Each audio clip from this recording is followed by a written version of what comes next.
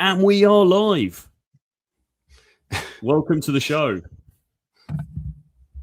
Greetings. I'm heading back to civilization tomorrow. Popcorn and D in hand ready. You are, or the millions around the world are? No, Sutats, this guy in the chat. Oh, Sutats, our old lad. Oh, here he is. Sutats for lads. Of course, one of these characters is Johnny Tickle, which I'm just trying to figure out who. Our man in Moscow, our contact in Moscow. Yeah. Yes. I don't know why people who know us watch this stuff, really. Can't they just, like, WhatsApp us or something? Well, we've got every man and their dog wanting to come on now. We've got, our northern friend, and I had a message from Bonaparte today going, can we do a stream? And I'm like, I'll have to ask the boss. And he said, what, ChatGPT? And I went, no, Mr. Francis. Because he gets we can get sharing the screen. We could get Bonaparte on. Yeah, why not?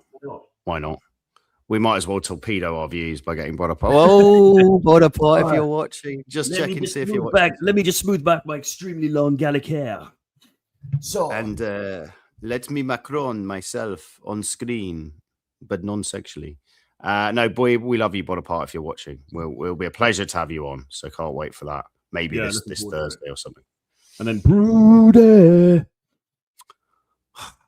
It's a sigh with old Broody, because what are we going to do? Line his pockets with coaching clients. I mean, Broody, what's in it for us, son?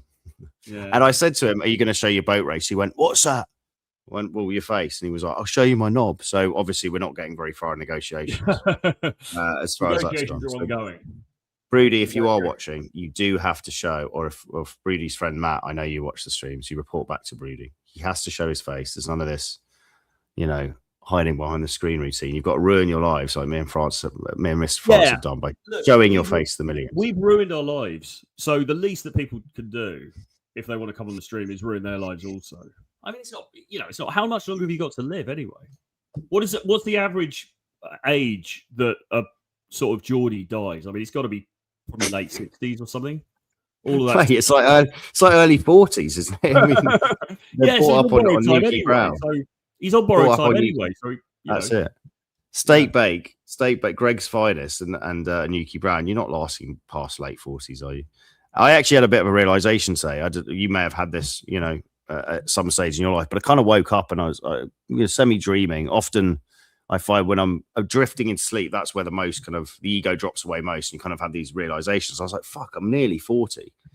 And obviously you're a bit past that, but it almost was this I'm never getting this time back moment. What do I really want to do with the next period of time? Because it can so easily just pass, can't it, in the blink of an eye? Yeah. So, realization, deep existential realizations coming through. But as old Carl Jung said, life begins at 40. Everything up until then is just practice. That's an actual verifiable Carl Jung, verifiable quote. And his point was, human beings in general, just you're figuring yourself out a lot till he thought around 40, and that's where time pressure of mortality doesn't become intense, but it rears itself as a it sort of goes up a gear, I guess, at 40. But I mean, 40 was not terribly traumatic for me. My 40s were really good. I think when you hit 50, it's a bit like Paul Janka once said to me, "You can't spin 50." And he was correct, wasn't he? Really, it's like you can't. How old's Paul Janka now? I don't know, probably about 70. Is he old? Is he older than you, or around the same age? Paul Janka, similar, I think. Okay. He will. I'm sure he's in his 50s now. But anyway, he's aged really badly, because he was, guys that obviously you've met him quite a lot back in the day. We've got a mutual friend in common, and he was, a good-looking rooster on Dr. Phil way back when. And he's like, no criticism to Paul, but he's different stages of his life. He's got family, he's got kids. He's really let himself go. Like, you would be surprised. I think you've seen some photos. You'd be surprised how much he does not look like Paul Janka back in the day. Yeah. Whereas because you're single, you've kept yourself actually in very good nick, haven't you? Relatively speaking. I try. I do what I can. Interesting question here from Bongo McKee. Have you ever been rejected because of your online presence? Not really, because I think my online presence is so infinitesimal. Is that the right pronunciation? That I don't think any girl that I've ever had much to do with has ever noticed. What has happened though is that women will often find out later or a little bit down the line, and then it can be a bone of contention. But not up front, no. I've made the mistake in the early days of kind of sometimes revealing what I did. Yeah. And women in the Anglosphere would often then start testing you a lot on dates. And it definitely wasn't a value add, actually. But then I randomly had some women finding out what I did when I had a 30,000 odd YouTube presence. And it was often like housemates of clients or female friends of clients. And I've got a number of birds who basically just wanted to meet up and have sex with me because they got triggered, I think, by, the pre-selection element of seeing me approaching loads of girls in a suit. Yeah. And so they were just like, okay, yeah, I'm into that. It can go either way in my experience. Some girls just don't care. They're kind of indifferent to it. Some girls really don't like it. And other girls are actually really love it, And there have been a couple of sort of groupies over the years, a couple of people reaching out, not loads by any means, but a couple of people reaching out on Instagram and stuff like that. It's how you spin it as well, because if you spin it as, look, I help men level up, and you can spin it in quite a cool way, then it just sounds cool. But what I ultimately do most of the time is just keep it mysterious, because again, mystery is sexy. So instead of saying what I do, I say, look, my real passion is travel, and I've been to 70, 80 countries in the last 10 years. I've had these crazy experiences. And they're enamored by that. It's like, what's the deeper thing behind the job title? They don't really care what your job title is. It's what it represents. Because to be fair, when I was doing a different job, I didn't really discuss that either. No, if anything, you'd run away from it. Who the fuck wants to say they work in some random office, right? With a printer and a coffee machine. I mean, it's like, so not really. We haven't been rejected because of online presence, but I've used it. Did I tell you though? Did I ever tell you though? I was out in London with Miss K once. You know the one I mean, the pretty young, addicted one. And we were walking down the street in Soho, and some bloke comes up, and we're just chatting and everything. Some bloke jumps out in front of me, goes, "Hey, I love your videos, mate." And I was like, "Oh man," because I hadn't revealed that to her yet. So that was quite funny. Oh, shit. How did that go down? Oh, I mean, she said, what videos? I don't know. Bloke must be mental. Don't know what he's on about. Really? Oh, you played it off. You didn't want to. I think so, yeah. I think so. I think, I mean, it was a few years ago now, but I think I just did that, yeah. And it was. I also had that in Helsinki. We went for a night out once. A couple of like guys who followed my content were like enamored with me. And a couple of girls who were kind of hanging near saw them. And then they just thought I was a celebrity. They started following me around the party, being like, "Who are you?" And I just kept saying, "No, don't worry about it." And it made them more and more animated. But it just goes to show the power of celebrity. Well, I was going to say, if anything, I think I just brushed it off. But if anything, it probably gave me a couple of brownie points. For sure. How can it not? Because the girls it's caffeinating the hamster, they call it. How can the girl not be thinking, "Oh fuck, what's going on here? Who is he? Yeah, is he dangerous? Is he mysterious?" Yeah, it is creating that vibe. But it is a little bit like Fight Club, though, isn't it? Because I was I went to I worked with a client yesterday, so I was waiting for him in a Pret somewhere, just sitting waiting for him in the Pret for him to turn up. It's always the Pret's the waiting room for day game training, isn't it? And this guy comes in with the classic leather jacket on, and he looks at me. And I don't know. I mean, maybe he was just trying to pick me up, but I don't think so. He looked at me and he kind of just went like that and then walked on. And I was like, is that one of them? Because he looked very much like a guy who's like, right, I've got me day game jacket on, going down Leicester Square for a bit of day gaming, the art and craft of day game. He looked like one of them, but you could never quite tell. I've had that a few times as well. Yeah, it's all a bit weird, isn't it? What we're really trying to propagate now is actually a mainstream version, which is just fucking talk to people. And try and make them pretty girls and try and be relaxed and be playful. That's really it. If you want to simplify it, test for sexual availability as well. Basic stuff. What about R&K selection? That was the thing, because Brooding C wanted to come on the stream, but he insisted that we talk about the minutiae of R&K selection, and he wanted the live stream to last for 4 hours. So we're trying to negotiate him down a little bit. I mean, K selection, is that just Krauser because his name began with K? He was also like, make it K select. It's just all a bit. You mean young women who want to get laid, right? Okay. Yeah. I mean, it's the whole Madonna whore complex thing, isn't it? It's just basically. Thinking women are that whole thing was pretty nonsensical anyway. And even Torero agreed with me on that, because it was like, okay, yes, RK selection exists in nature, but you know, if you're literally saying there are certain girls, certain women who are K selected, and so they're really good and vaginal and they don't mess around and everything like that, you're just delusional. You know, they're all R selected. We are all R selected. You know, we're all sexual beings because that's how we reproduce. So even if you Yeah. hide from it a bit, you still have the propagate. It's a natural tendency to underneath all the crap to need to reproduce, isn't it? Really. I completely agree. So what's the title of the stream today? Okay, it is the one woman myth that ruins men's lives.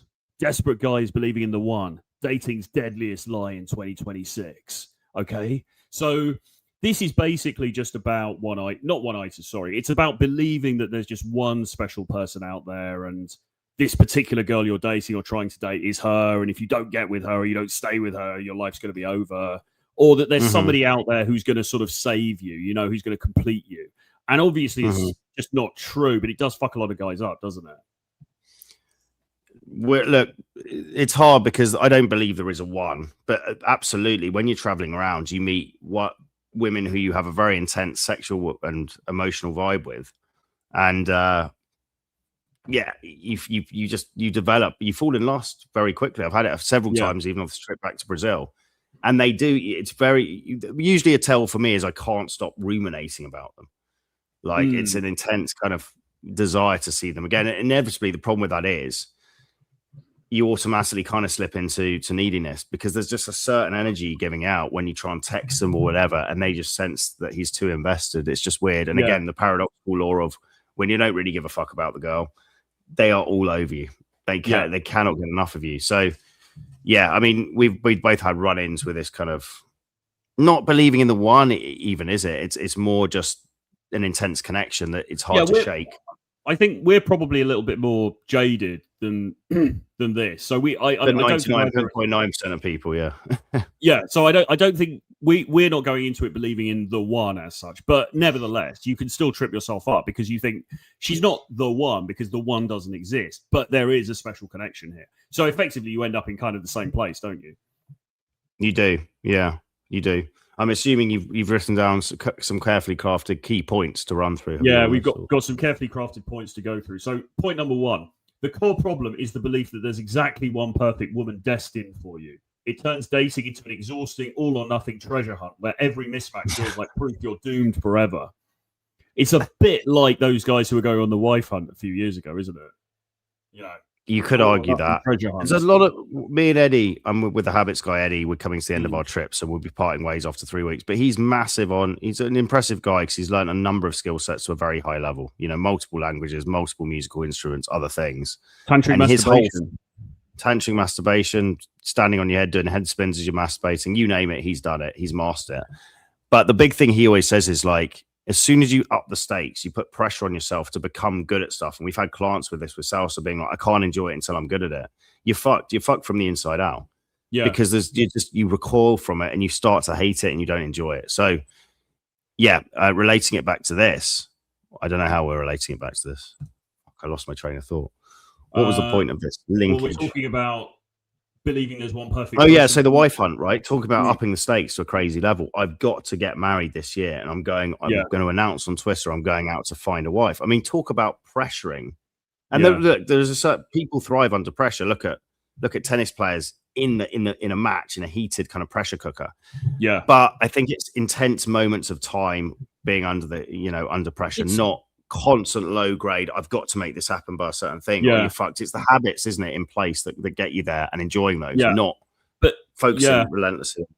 And is it also a sort of qualitatively different kind of thing that you're trying to do? Because if you're trying to get married, then obviously there's somebody else involved. So it's not like you could say, you could do like the Kobe Bryant, right? I'm going to stay in the gym, you know, doing practice shots, you know, until 6 a.m, you know, and just really smashing the practice because you're working on a personal skill for yourself, which you can sort of control to some extent because you're the only variable. But if you're also saying, right, I'm going to bring a whole other human being into my orbit, then there's like, you can't control that person or what they think or how they're going to react or anything, can you? So yeah, that's a good point. It's a different sort of thing, isn't it? But I mean, what you can do, of course, is work on the skill sets that's more likely to bring you that partner, I suppose. Do women also fall prey to this myth of the one? Do you think it's a masculine only thing, or do you think women actually fall for it as well? Well, I mean, I don't know, because I think women are a bit more pragmatic, to be honest. I think they might talk. I think they talk a good game, but I think ultimately, sorry, this is very they cynical. pretend they believe it as well, but realistically, they just think, well, let me just go for the best option available. Well, yeah, You know? I mean, or certainly when they get to sort of marrying age, I mean, they tend to be looking for somebody who's, you know, basically going to be a good provider, who's probably not going to run off at the first hurdle, who's going to kind of keep things together. So they're sort of, and I think, having from conversations I've had with various women about this, I think they will often feel like, well, just be pragmatic in that choice. In the end, Yes, this isn't when they're in their party. We're not talking about the women that our clients aren't approaching in spring break. We're talking about, you know, women when they get more to a slightly older age, where they're more thinking about settling down and getting married. It's a bit more of a pragmatic decision, I think, rather than some romantic. Point. Yeah. Okay. Yeah. All right. Point number 2. So the search for this perfect woman, this manifests as endless swiping and ghosting cycles. Men pass on solid, compatible women because they don't feel that instant soulmate spark, leading to chronic singleton and burnout in 2026 apps dominated scene. Yeah, I mean, I suppose I don't know if this point is in. I must have been in some kind of blind stew when I wrote that, because I'm not sure if that point's entirely true. Because do men there are probably some men who have passed up on perfectly good compatible women because they think, oh, something brighter and shiny is down, you know, around the corner. But is that most men? Because most men are struggling even to get a date, aren't they? Most men cannot pull a muscle in any shape or form. They can't even approach a muscle. I mean, that the dire state of even most of the guys that we're coaching, they will make any excuse not to do the rep. They're shit scared of rejection. They're shit scared. All great guys, by the way. All great guys, but just actually need it. I think what we've tried to start doing is being a lot more blunt with guys, and it's done from a position of love, but just being completely like honest with them. Like, bro, you're nowhere near where you need to be at this age. You need to commit. You need to go in, because there needs to be a certain pressure. What was the actual kind of, paraphrase it in 3 words from that point? Just saying this, it leads you into endless swiping and, you know, comparison and potentially passing up on people who are suitable because you think the next one's going to be better. This is very much what women do, isn't it? I think, and it probably is what some men do. I mean, arguably, I've been guilty of this, maybe, but then it depends what your end game is. Because if your end game is, I want to, you know, settle down and with somebody for the long term and get married and whatever, but if your end game isn't that, then does it really matter as much? I don't know. But I've certainly put passed up or sort of severed ties with people who probably would have been quite a good match in favor of people who aren't as good a match. Because you don't want to settle, though. I think there's a balance between being quite avoidant, which we are, and always thinking, right, the next girl, which is a good mentality in a way. To be thinking, right, always the next girl. Hartis wrote an article about it. It's like how to stay non-needy. Always be thinking about the next girl, even if she's a figment of your imagination. Be thinking about the next potential one, right? What are the opportunities?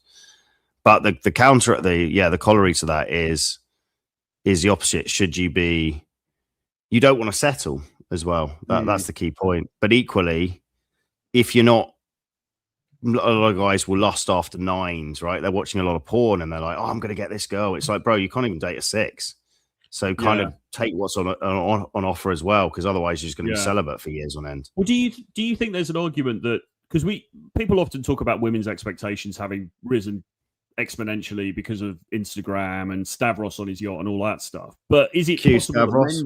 Have we got Stavros? I've lost him. I've lost the fight. But you wank over him every day. How could you possibly lose that? Well, that's why I had to delete it. That's why I had to delete it, because it was getting too much. But is it possible that men's standards have also? Which one were you going for? No, the bad boy one. The bad boy one. Okay, good. Okay.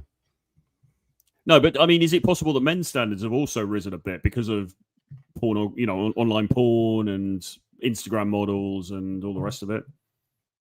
Or their possibly become a bit more delusional. Yeah. Yeah. It's a there's a bit of a delay, isn't there, on this? Slightly. I don't know. Possibly. I think we just keep pausing and speaking at the same time. But I mean, well, again, I think in theory, men's standards of what they think is attractive in a woman may have risen a bit as well, because you're seeing these, perfect AI, almost AI generated or AI touched up girls doing pornography and then on Instagram and TikTok or whatever. And maybe that has pushed guys' sort of standards up in one way. But on the other hand, if they can't even pull a muscle anyway, then it's almost irrelevant what their standards are, isn't it? Yeah, it's a good point. I mean, although actually there is some method behind this, because we work with a guy who has standards that he probably, a lot of them have come from online, looking at social media, looking at TikTok, stuff like that. Right. To the point that now he can be in a place that's really busy with lots of decently attractive girls around, and he'll walk around and say, no, I can't approach anyone because nobody's hot enough. And yet his dating life has been not very full of activity for the past several years, right? Non-existent, really. I mean, has he ever actually dated properly without, alternative means of supplementation? I don't know. But I think that's fear rather than reality. That's just avoidance, isn't it? The crumpled notes. Yeah. I think most men just take what they can fucking get, if I'm being honest. Most men, they don't have any systems to get women. It's go out, it's down a few beers or swipe online and just hope for the best. Hope that they match with a decent girl. Hope that she comes out. Hope that she laughs at his jokes, and hope she's not horrendously ugly, and take her to bed. And that is honestly the sorry state of most men's dating lives. And again, this is why we have this job, because you've got to address this stuff and think, right, that's not good enough. It's just not good enough, right? How can you possibly be happy if that's the scenario? Yeah. Well, I mean, I was talking to this client yesterday who I was out with, and he was saying that friends of his who work in a similar field to him, which is broadly sort of engineering adjacent, that kind of job. He was saying a lot of guys that he knows in that sort of field, some of them are married, but it's been a tendency to just marry the first girl that likes them, basically. All right, she likes me. Okay, all right, let's put a ring on it. Job done. That's exactly it. And it's not a great place to be. Okay, that's that one tied up, I think. Point number 3. Right, this is interesting. It shows up in tolerating toxic behavior. Men stay in chaotic or disrespectful relationships far too long, convinced that leaving means that their only shot at true love. It was their only shot at true love, which traps them in misery and erodes self-respect. And I think that can happen, can't it? People stay in things for far too long because, well, frankly, because they don't feel that they've got any other options, but also because maybe they're thinking, well, but this person is the one. And so there's all these red flags. There's all this shit that's happening, that's going wrong all the time. But I can't leave because otherwise, I'll have lost out on the best one that I could ever get. If they're supposedly with the one, in inverted commas.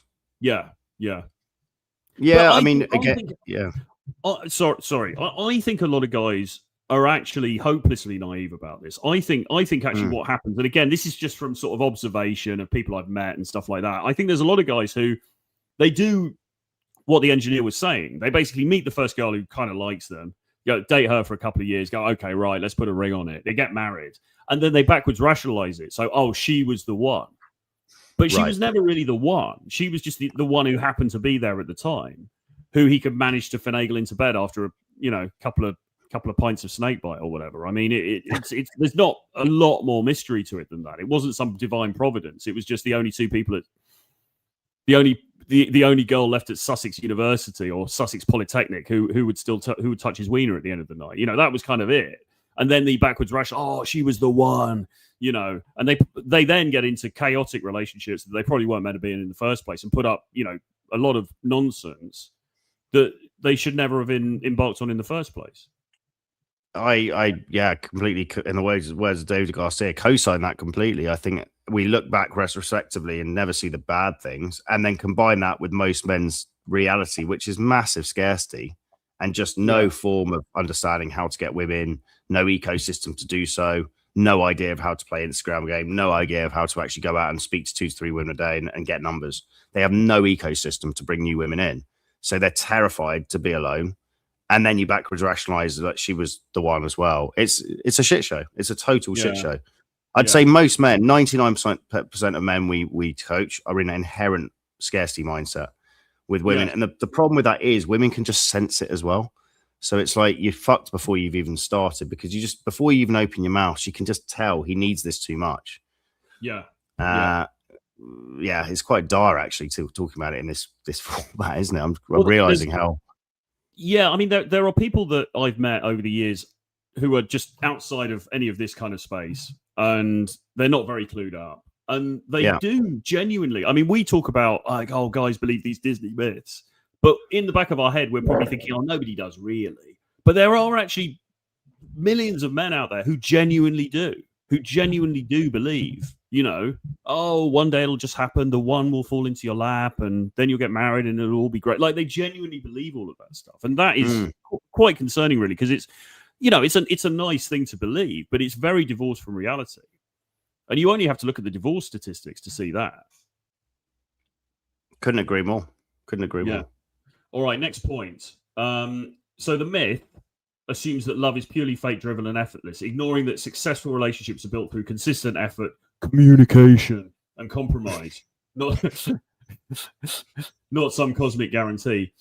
Well, yeah, I guess so. Yeah, I think there's. Well, this is something that I came up against fairly recently, actually, which is that we can have this naive hope that love conquers all, and it's enough if you guys just love each other, and that's all it takes. But it kind of isn't really. Particularly, we want to believe that, though, don't we? That's me and you. Yeah. We do actually want to believe it, gun to our heads, don't we?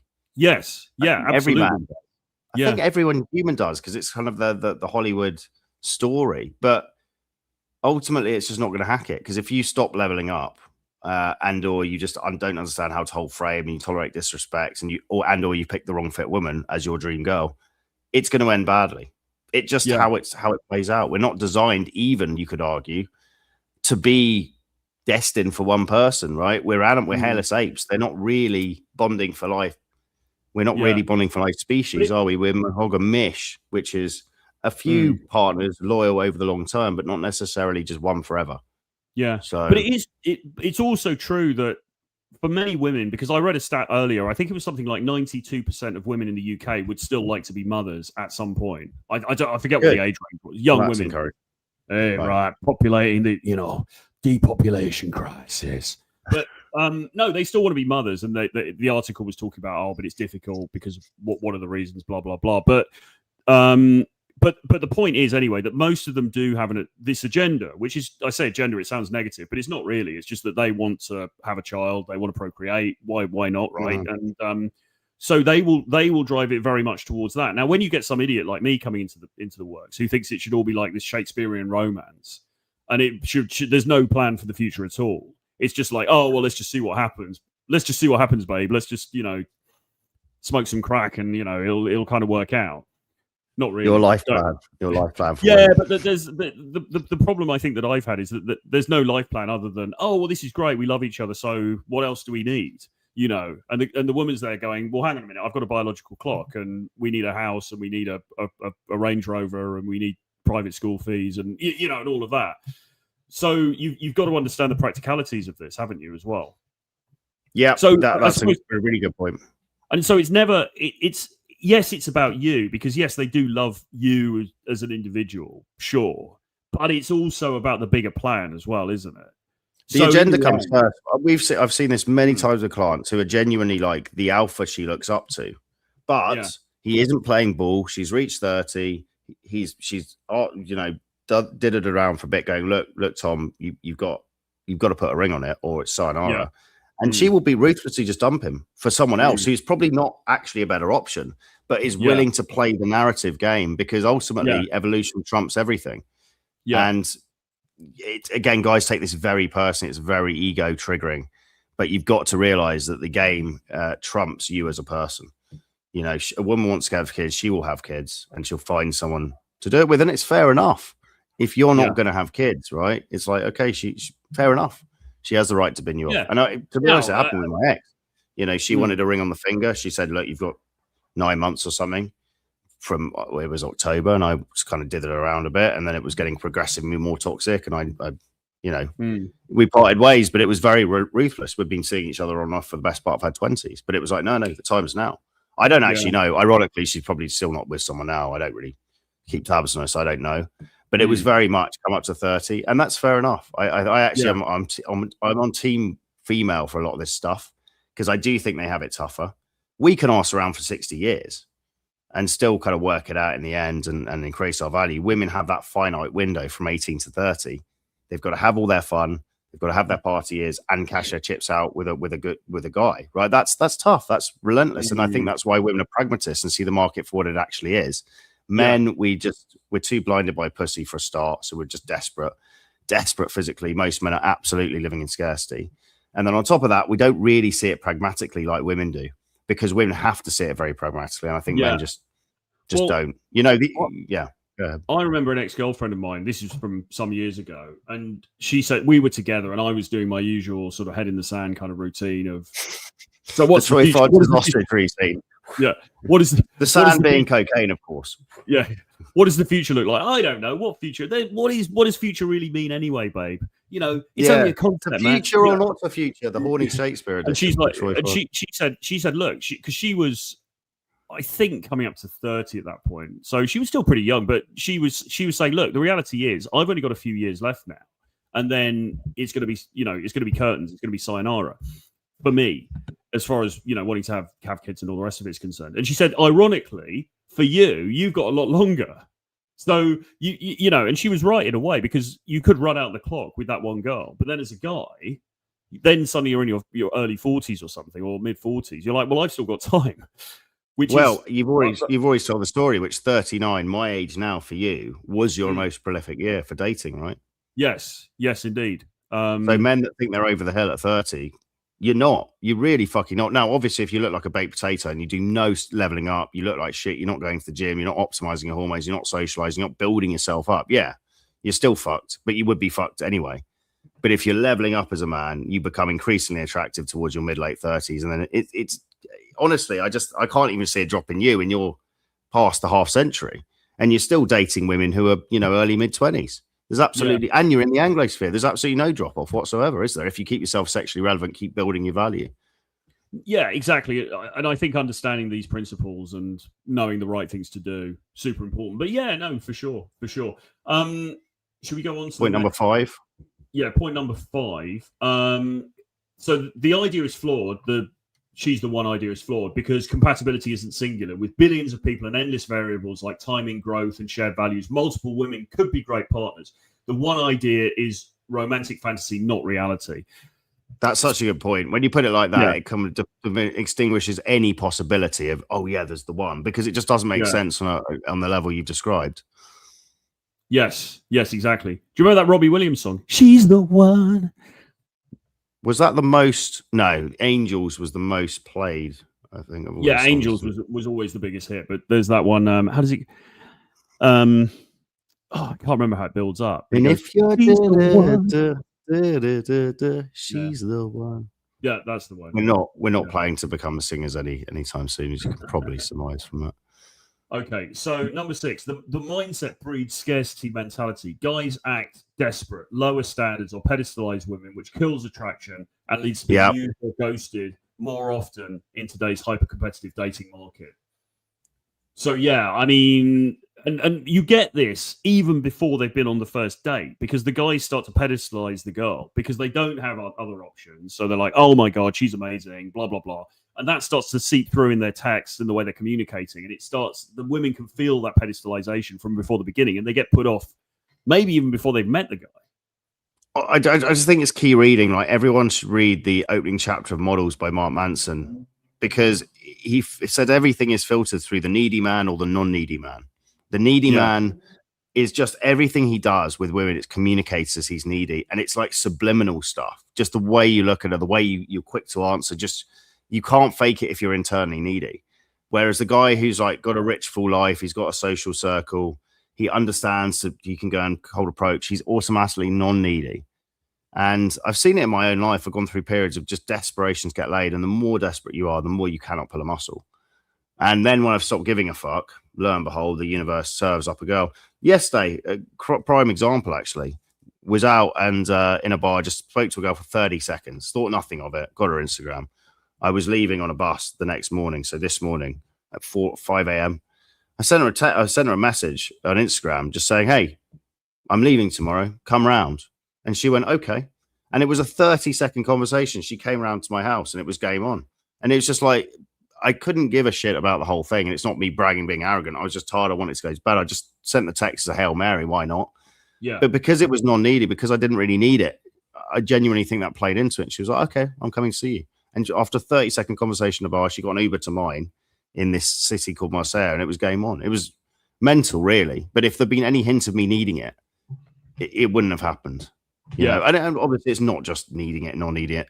She was obviously sexually available and she liked how I looked or the vibe. But you can absolutely stuff it up when a woman is sexually available and likes you if you're needy. And I think most guys inherently trapped in neediness, trapped in scarcity, they're starved of female attention because they're the only females in their life. The only female attention they ever get is petting a female dog in the street, no pun intended, not Mr. M's finest, an actual female dog, right? Or speaking to their mum or grandma, or the girl they're currently fucking. That's it. That's their outlet for feminine energy, soaking it in, right?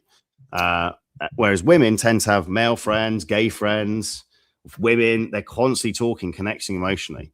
Whereas men are literally just islands. A lot of the male guys, our current clients as well, they don't even have male friends. So they're starved of affection, full stop. So then when the girl shows up, they're like, "Let me tell you my life story." The girl's just like, "I don't give a shit. Who the fuck are you? Why is your life so bland that you have to talk to me this much?" Yeah. Build an interesting reality and approach women, but don't try and use women as the way that most guys do to fix your boring reality. Because we've been there and it doesn't fucking work. It's a depressing reality. That actually, the friendlessness thing or lack of friends, male friendship groups is a big problem as well. Actually, massive. It really is, isn't in it? 2026, it's been the more society in the Anglosphere becomes online, the more deeply lonely most guys we meet are. They just don't have male friends. They've got no one to go out with.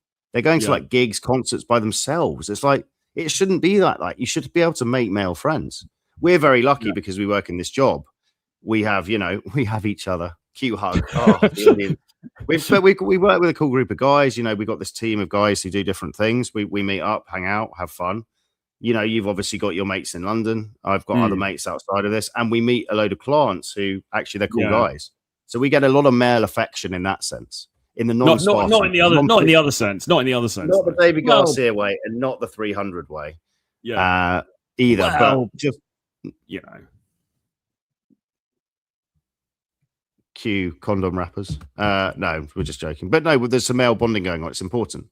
And then we're also getting the female sense as well, because the affection as well, because we're actually going out and speaking to women. So when you have that, you're automatically non-needy. That's probably the easiest way to safeguard against being scarce and non-needy for guys watching going, well, how do you actually do it? It's speak to women during the day, flirt with them, and you soak up feminine energy that way. It's really, really good. You don't have to be fucking them even. Just talk to women a bit. Like, don't be scared of them, right? And also then have some male friends. You can shoot the shit with, you can message if you're feeling down. They can just be like, "Oh man, how are you doing? You okay?" Jump on a call quickly. Just basic stuff that a lot of guys don't have. Super important.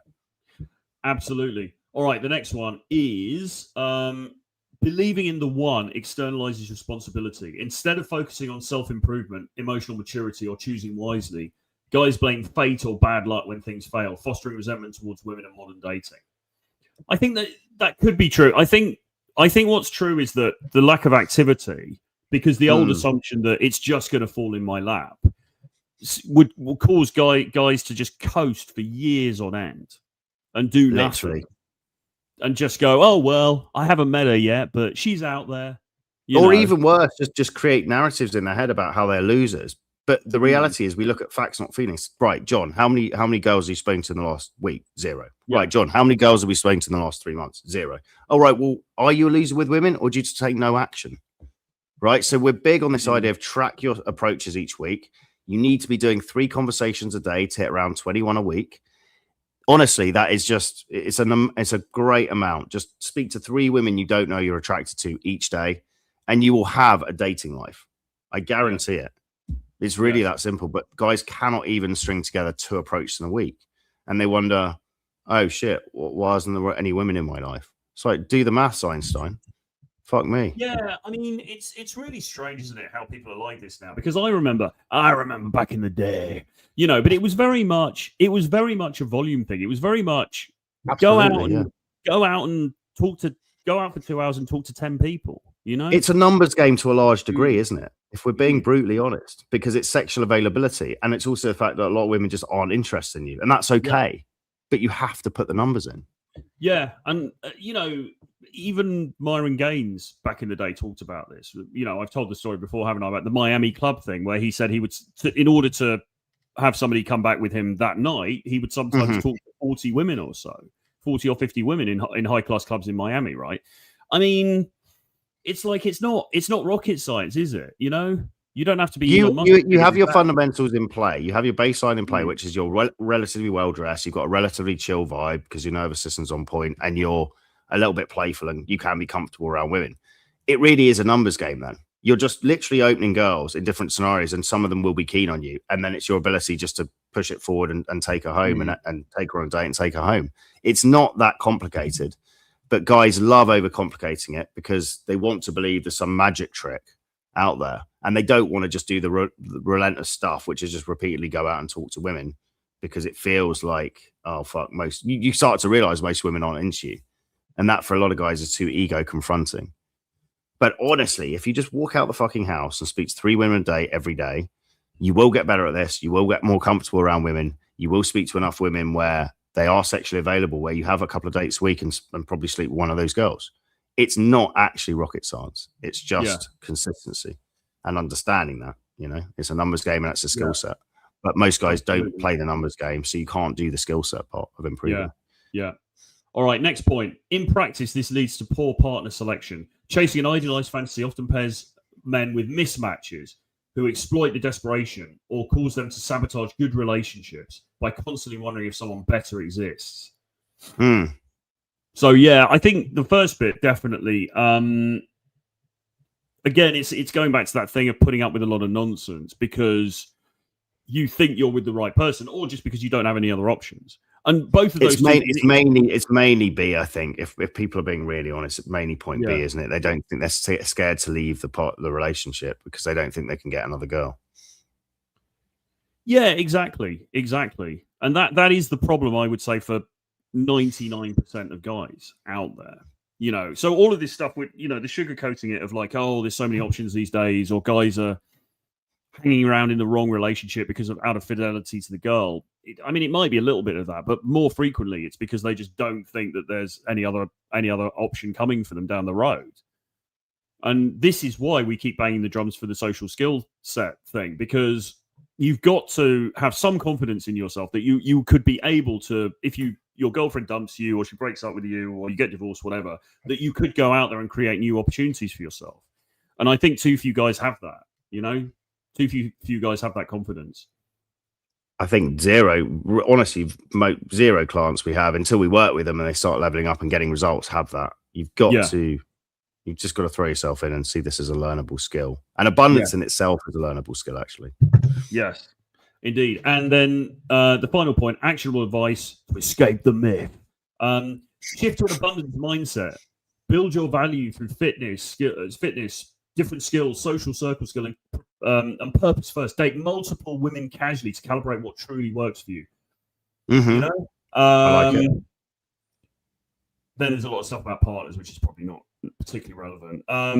But yeah, screening for the right partners, is it as well? What was the screening for the right partner? Screening for the right women that you are actually going to work in your life, rather than ones that are going to sabotage you, right? Because a lot of this is self-sabotage as well, and we've all been there, right? But you bring people into your life, and it actually should make your life better.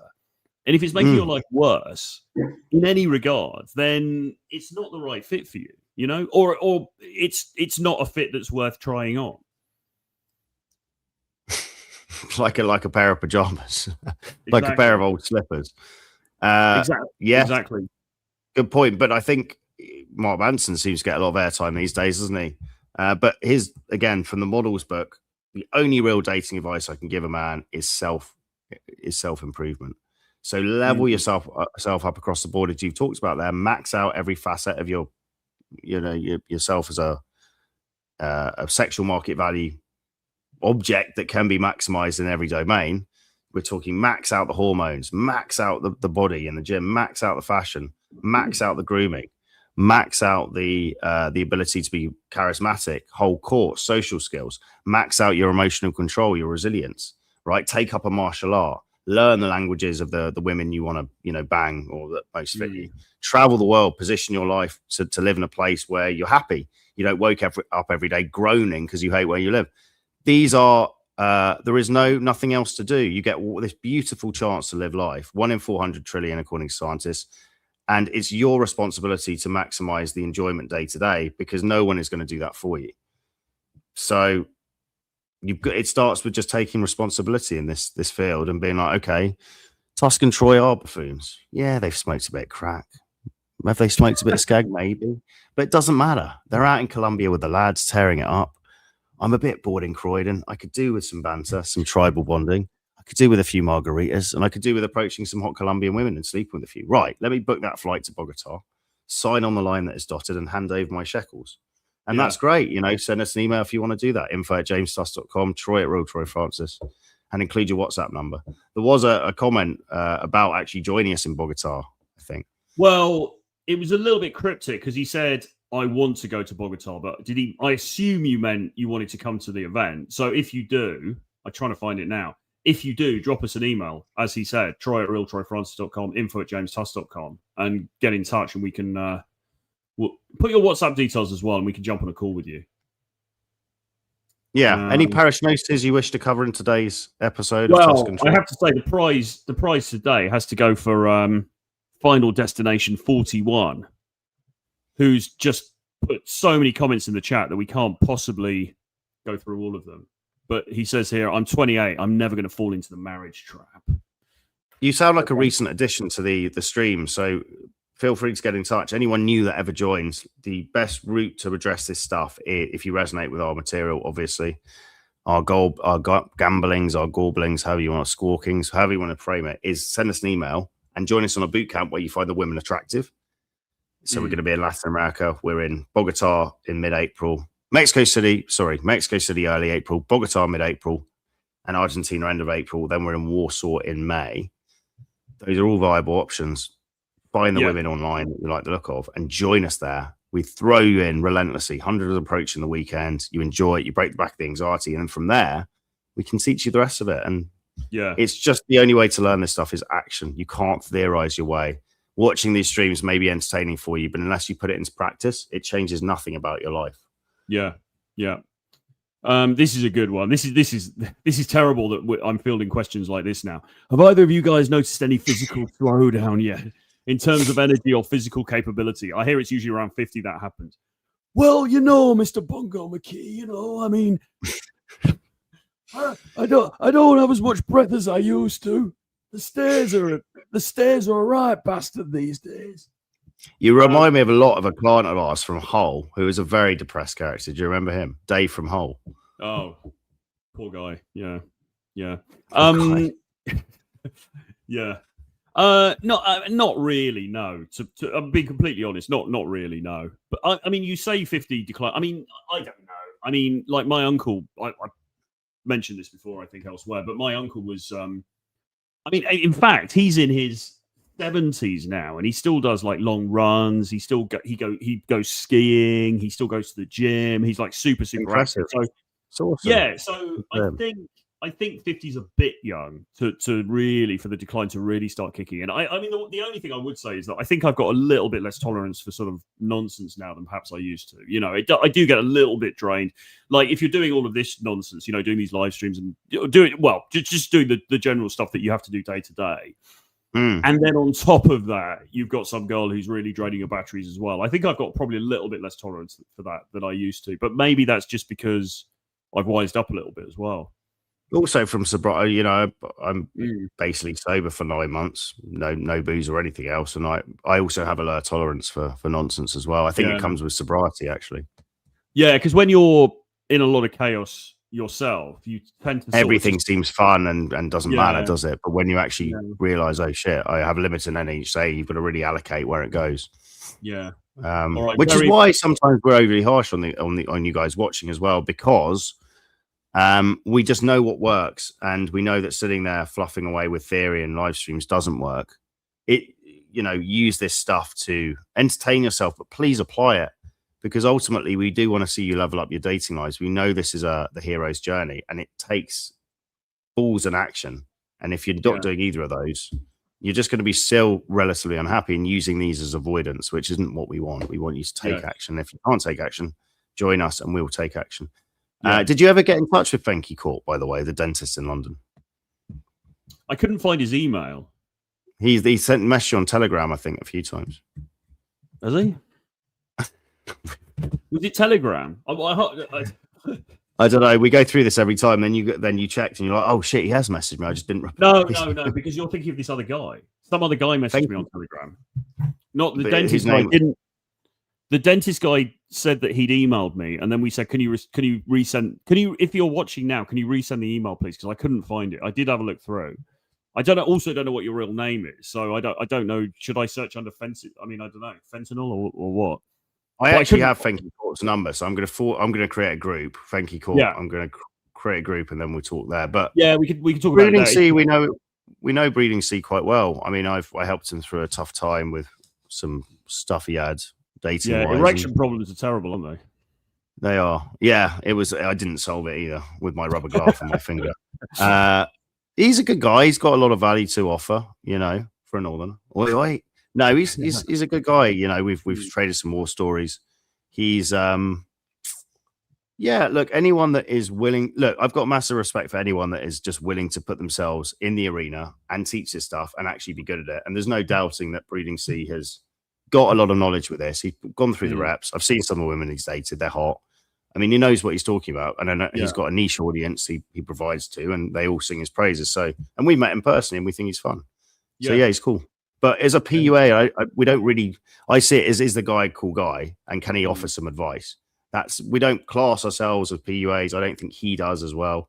We see it as just normal men who are willing to speak to birds and make something happen, really, and pass on some advice. I think that's probably how I'd summarize himself, not as a PUA. Yeah. It's very cheesy, this idea of the magic one-waving clown, isn't it? Yeah. Taxi Driver versus Raging Bull. I would have to go Taxi Driver, but I only saw Raging Bull once, and it was a long time ago. So I need to rewatch it, really. I never watched Raving Bull. I did watch Taxi Driver, but is that De Niro's? If we're going to have to go De Niro's best movie, would it be was he in Once Upon a Time in? No, that was Al Pacino, wasn't it? Was he in Once Upon a Time in America?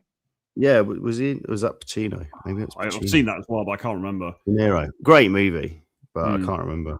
Taxi Driver, I really like though. I think it's Meet the Parents, of course. Meet the Fuckers.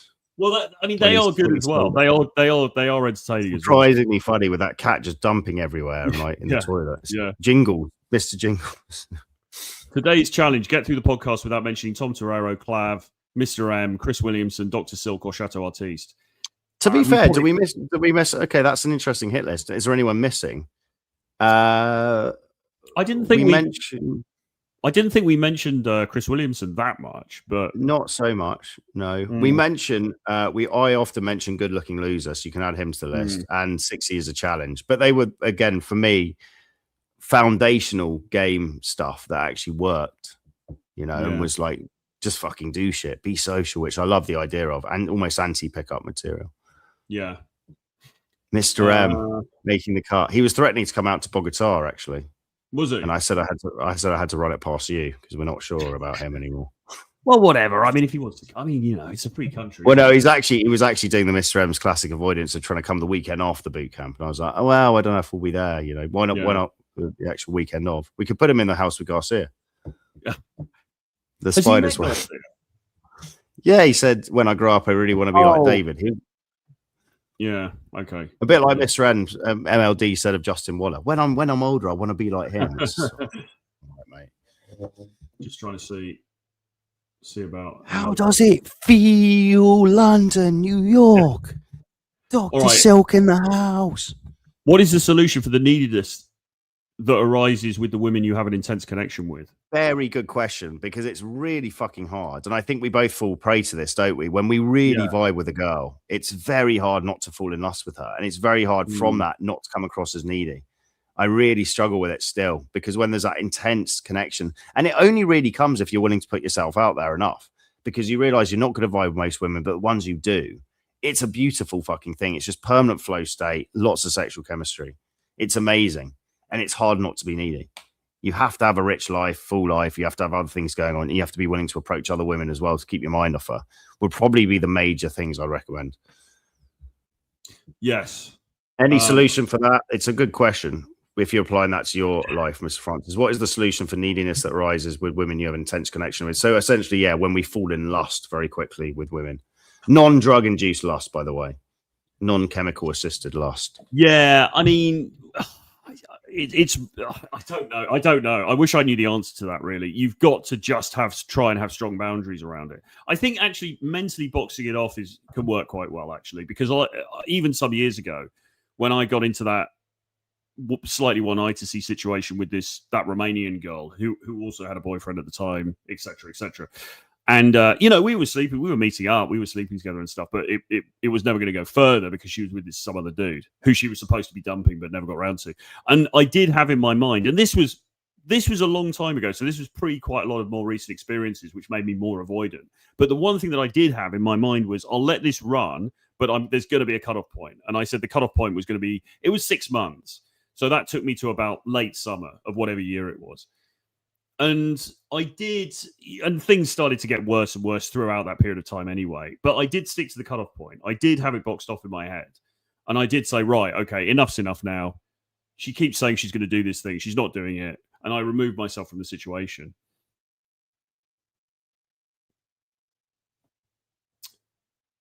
Well, James has fallen off. Don't know why.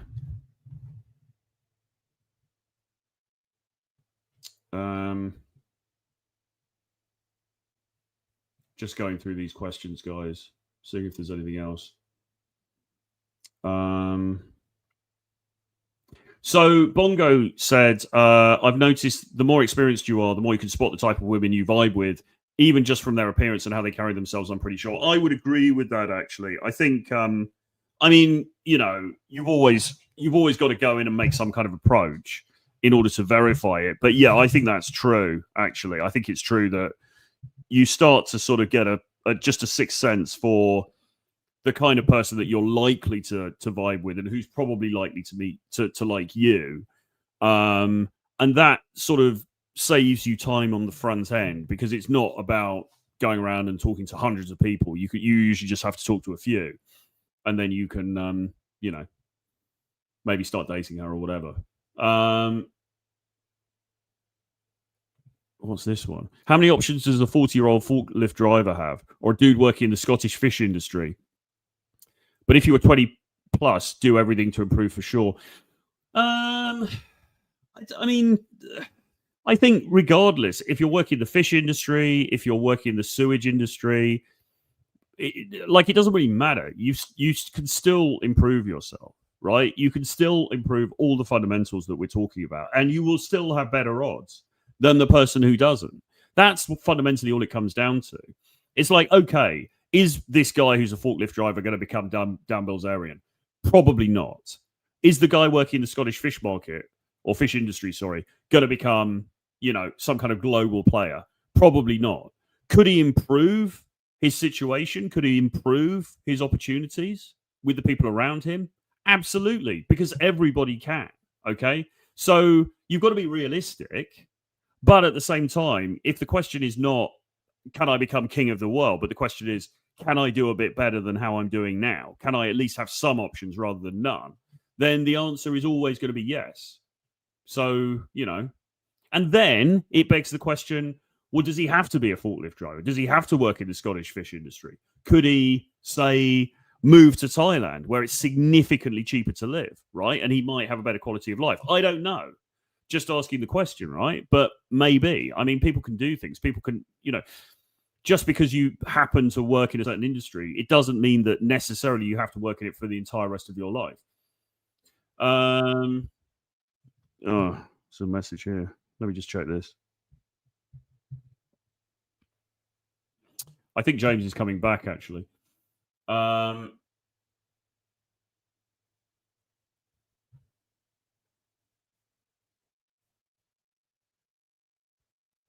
What do you think of the Theroux documentary? I haven't watched it yet, to be honest. I was just a bit. I did a video about this earlier because I was just a bit. When I saw the publicity for it, I was a bit like, really?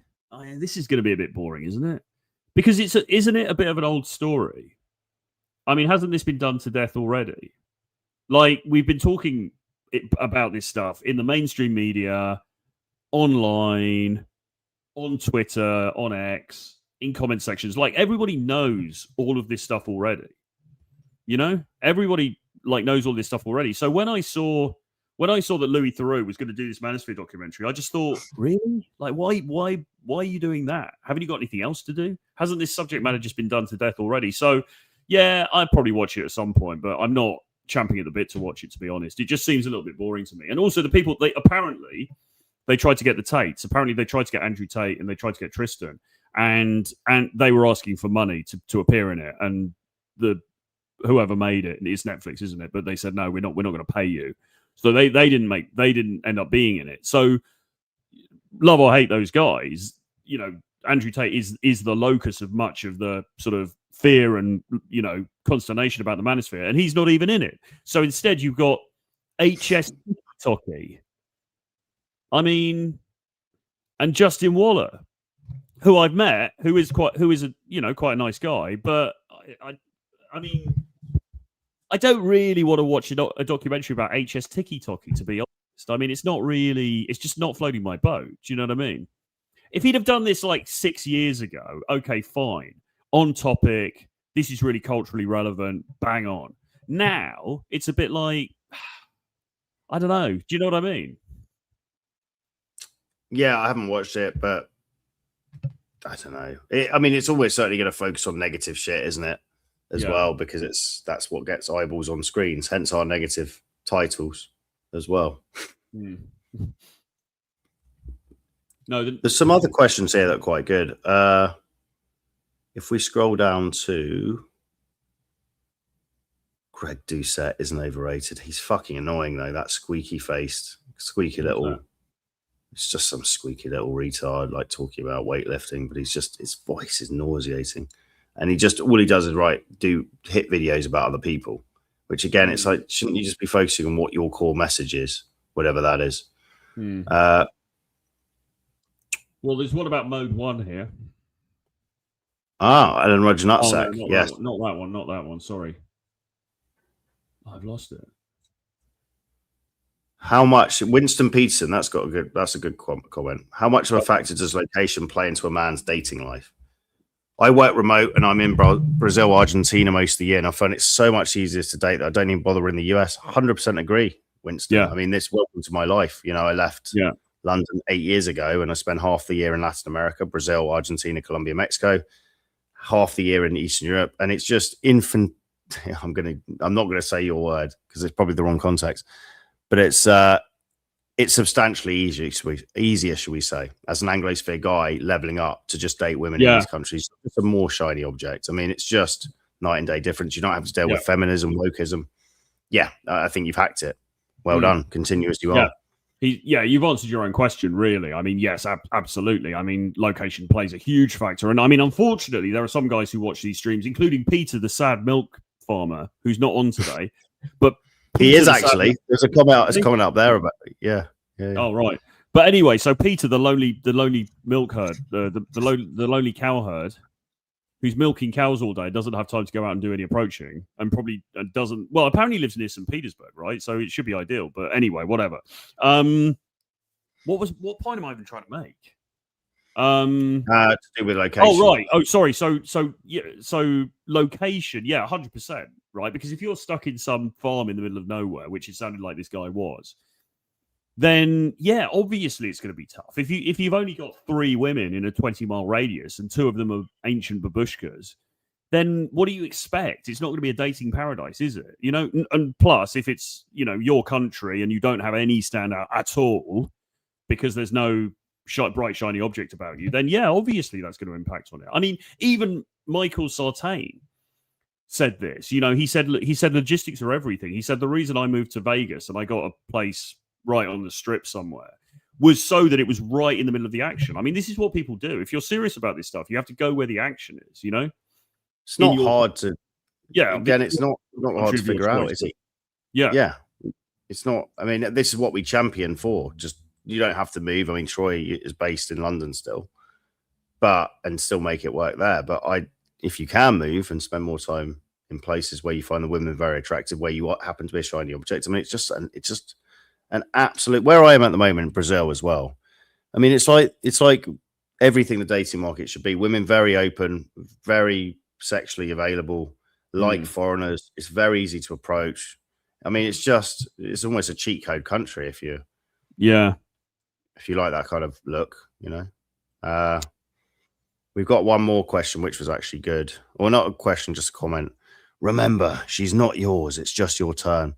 It's very true. It's a cliche, absolutely. But if you again, my version of that is it always ends bad in a good way. Like it's always probably going to end with that woman like you're with. And that's actually very freeing because you can enjoy them for what they are as you've got them. And then when you feel them pulling away and they lose interest or you lose interest, you just part ways and find someone else. And there's no need to do hard feelings. There's no need to be like, oh, fuck, I've got to see her again. Just enjoy it while you're with her for what it is, because ultimately everything's finite. So why cling to stuff? As old Denzel Washington said in his graduation speech to a university, there is no U-Haul behind a hearse. We arrive in life with nothing and you leave with nothing. So just enjoy the ride in between because you can't take any of it with you. So, you know, a bit hands off, a bit zen, but why not? Why not? Don't cling to outcomes. Don't cling to attachments. It doesn't serve you. All right. What's the Buddhist thing? Just the quote of the Buddha. The root of all suffering is attachment. Yes. Very true. Very true. True game is being able to get girls in hard cities, London, New York City, etc. Not Thailand, Latvia. Well, Latvia's not the easiest place. South America, they don't count. Too easy. Doesn't show any net ability to pull girls. I mean, well, this is nonsense. For a start, actually, London and New York are, I wouldn't say easy, but they're not the most difficult places. London and New York are actually pretty good places for this. I mean, if you're talking like some town in Wyoming with 3,000 people, then that's hard mode. That's hard mode. Yeah. New York, pretty easy, certainly for a British guy. London, absolutely doable because there's doable if you're willing to see the reps. You know what's up. Yeah, I agree. And this comes back to this purist point that there's some guy with an imaginary scorecard, like waiting to check you in, going, "Well done for approaching the six in the coffee shop in London." It's irrelevant though. It's irrelevant though. I mean, who even really cares about true game? Like, who gives a fuck? Who's keeping the scorecard on this? You know, the ghost of fucking Steve Jabber. Well, yeah. The ghost of Steve Jabber. I mean, who's really keeping the scorecard? Like, nobody gives a fuck. It's about isn't it about the end result? What is the end result that you want? Okay, I want to have a prolific dating life with really attractive girls, and I want to have a good time. Blah blah blah. Who gives a fuck if you're in South America when you're doing that? The end result is all that matters. It's only dorks in the comment section here that give a damn about so-called good game. And I think this tethering oneself to a very, very outdated notion of game, which is this stupid made-up internet thing from the 2010s anyway, or earlier, it's not doing anyone any favors, is it? You've got to think, what result do I want? Okay, what's the best, most effective way to get that? It's like the Occam's razor thing, isn't it? Yeah, again, unfortunately, there's no one watching your life and no one cares. We are the main player one. We're the audience, the main actor and the director, and we assign meaning to all this stuff. And ultimately, when you snuff it in around age 80, hopefully, touch wood, that your reality dies with you, the audience, the main player and the director. So there's no one watching your life. No one gives a shit. Yeah. So, you know, except for Brooding Sea. Brooding Sea does care. So when we get him on the street, and Crinkler back in the day, it was like, why is St. Robert not on the streets of Belgrade? You know, why is he out? A good day gamer does this, you know. Yeah, Krauser. I regret the day game police. I regret to inform you that it's with a heavy heart that I have to make this post. But I've discovered that Troy Francis is not running proper GERM. He has defiled the art and craft of day game. Yeah, look, if your modus operandi, if what makes you happy is going to Thailand and having new threesomes with couple notes every night, just more on you. If your idea of happiness is settling down exclusively with one woman and having a family, go and do that. If your idea if of your happiness idea is of dating happiness around, doing what the fuck you want, that's fine as well. And if your idea of happiness is battling it out in Shrewsbury on a wet Tuesday night in Weatherspoons, trying to pull unattractive women because Steve Jabber would approve, then that's your life. You could do that. It's but also fine, yeah. Yeah, it's fine. But I would suggest that it's more sensible to think, okay, what do I actually want? What's the end result that I'm going for here? Okay, right. So I want this thing. So what geographical location, what place would affect that most easily or most effectively, right? And then go to that place, you know? Seems like a bit of a no-brainer, really. Completely agree, sir.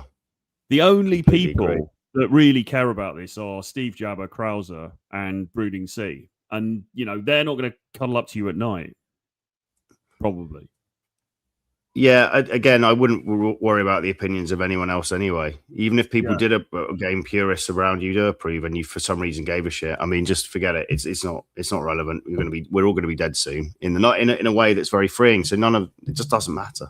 Yeah, this guy makes a good comment here. Winston Peterson says, use the advantage you have in life as much as you can. If you work remote and be around better girls and live cheap, travel, it's way better than your definition of true game. And we need to get Winston on as a coach, because he's talking the most sense I think that I've ever seen in this chat. It's absolutely correct. Absolutely singing from the same hymn sheet. And look, I will hack in every domain I can. I don't cheat people. I'm very much like straight up with men, but absolutely any advantage I can get, TRT, you're traveling to a place where it's easier to fuck, where I'm a hotter property, any of these things, you've got to weight the market in your favor, because it's not fair. The sexual market is amoral, and you either get what you want from it or you don't. Got to get got to get the old Botox. Got to get the old Botox done again. Maybe next week. When did you last get it? When did you last poison yourself up for the lads?